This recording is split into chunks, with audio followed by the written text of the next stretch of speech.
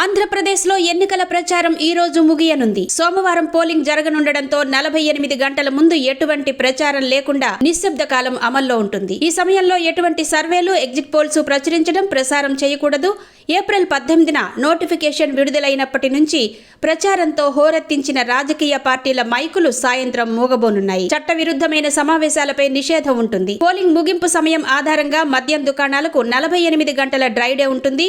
నియోజకవర్గం వెలుపల నుంచి ప్రచారం నిమిత్తం తీసుకువచ్చిన నియోజకవర్గ ఓటర్లు కాని రాజకీయ కార్యకర్తలు, పార్టీ కార్యకర్తలు అంతా ప్రచార సమయం ముగిసిన వెంటనే నియోజకవర్గం నుంచి వెళ్లిపోవాలి. 48 గంటల వ్యవధిలో ఓటర్లు కాని ఇతర వ్యక్తులు స్థానిక లాడ్జీలు, కళ్యాణ మండపాలు, కమ్యూనిటీ హాళ్లు మొదలైన వాటిలో లేరని అధికారులు నిర్ధారించుకోవాలి. పోలింగ్ ఏజెంట్ల నియామక ప్రక్రియపై ఎన్నికల సంఘం కీలక ఆదేశాలు జారీ చేసింది. పోలింగ్ ఏజెంట్ల నియామక జాబితాను రిటర్నింగ్ అధికారికి ఇవ్వాల్సిన అవసరం లేదని పేర్కొంది. పోలింగ్ తేదీ రోజు ప్రిసైడింగ్ అధికారికి పోలింగ్ ఏజెంట్ తమ వివరాలు సమర్పించి విధులకు హాజరు కావచ్చు.